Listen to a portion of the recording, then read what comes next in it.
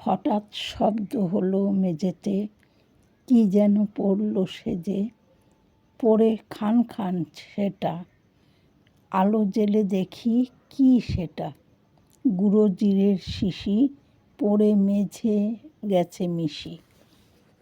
প্লাস্টিকের কৌটোয় সয়াবিন গড়াগড়ি খাচ্ছে রাত্রিদিন, তুলে রাখলাম তাকে, আবার ফেলার ফন্দি সে আটে, ফেলেই সে পালিয়ে গেল গ্যাস সিলিন্ডারের নিচে। না, সে তো আর বেরোলো না, গেল কোথায় শেষে?